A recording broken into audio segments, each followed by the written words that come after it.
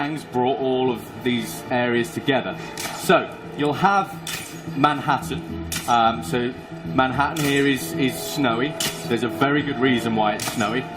And that's because it's next to the mountains of Kunlun, which is next to a whole host of other different locations. So Phil's going to basically give us a tour as we're looking around, and yeah. It's beautiful. I mean, it just looks so incredible. Yeah, this is just a tiny, tiny piece of it. So when Phil's been playing around with Spider-Man Noir, impressive, which is one of a myriad of Spider-Men, by the way, in this game, because everyone loves different Spider-Man characters. But there is also, in sort of Chronopolis, you've got Wakanda, you've got Sakaar, which is where Thor Ragnarok is going to be set. You've also got various versions of Manhattan. We've got an underwater city. So I think what we can do is probably get Star-Lord to fly around. He might be a bit quicker for the time. Yeah, and the new storyline takes inspiration from Marvel's Avengers Forever comic series, as well as Marvel's Kang Dynasty, also called Kang War comic series. So kind of talk a little bit about that. Yeah, so the idea with Chronopolis is that it's a city that's been ripped out of time because it's basically Kang's way of having his fingers in all the different pies. And because of the way it's kind of pieced together, you can pretty much do like everything and go anywhere. Obviously not right this second, because Spider-Man's doing his own thing, right? But the whole premise of this open world hub is that we're going to have a slice of everyone's favourite different location. Phil, can you go in the map, Phil? Is that working? Yep. Okay, so yeah, if we look in the map, this is a live map, so you can come straight out into the live map. And if Phil can move this round, technical issues, it's always wonderful. But we've got places like ancient Egypt, we've got Hala, we've got, like we said there, with Noir, New York. We've also got, up in the sky, Attilan.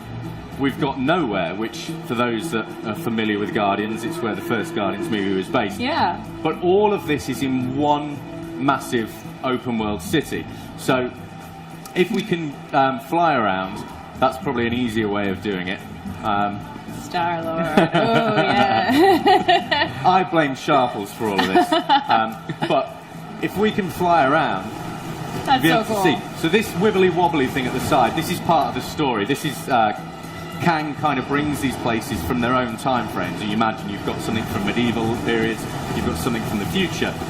Very early in the game, part of what you do is bring all these walls down to have this huge open world city. And you have got, like you can see here, all of these areas merge in together. Now this is obviously, the game isn't out until November, so we're working on piecing all of this stuff together. But this is the biggest and most ambitious open world we've ever had in a LEGO game. And the whole idea of this is that we've got a huge game of all the levels and the way the story unfolds, but we've got a massive open world, because what we have found is that people love exploring the open world and all the side quests and the funny little hidden rooms and all of the quirky bits of gameplay that reference Marvel Comics and Marvel movies and everything that's great about the Marvel Universe. Yeah, absolutely. So comic veteran Kurt Busiek also played a primary role in the story creation. Yeah. Can you tell us a little bit about that? Well, yeah, like the comic runs that kind of inspired this, a couple of us in the office, we really love those storylines because they tell us so much about Kang. So with working with Marvel, we were talking to Bill Roseman, who's the creative director at Marvel Games, and he was like, well, why don't you just ask Kurt to help out? And it's like, oh yeah, why didn't we think about that? So yeah, we got in touch with Kurt. And Kurt this is great, I'm sorry. Yeah, exactly.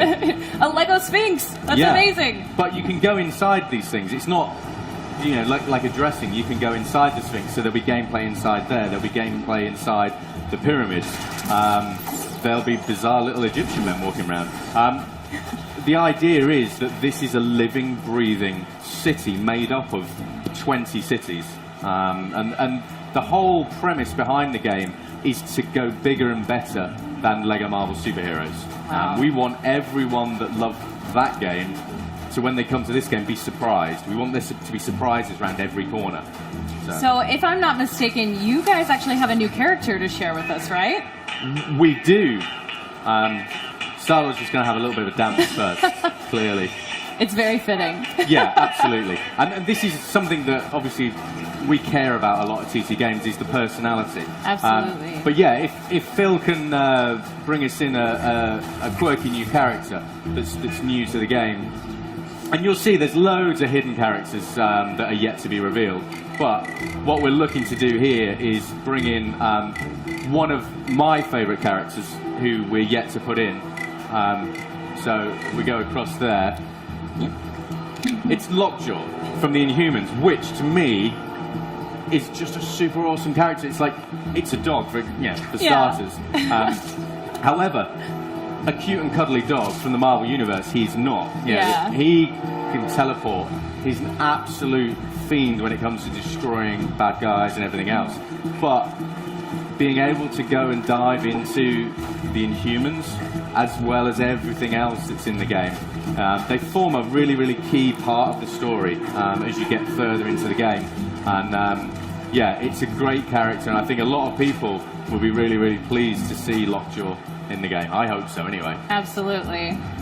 So we talked a little bit about how large of a scale this is for this game, but how does that compare to Manhattan from the original? So this is a difficult thing. If I'm in the office and we were obviously designing this, and the team are like, well, how much bigger is this going to be? It's like, well, just a little bit bigger. But it actually turns out it's like significantly bigger. But that isn't necessarily just because that's what we designed.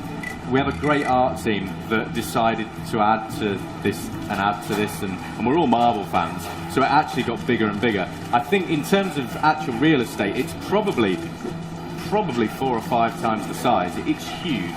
Wow. And this is just like one tiny component. We're still obviously working on all of this.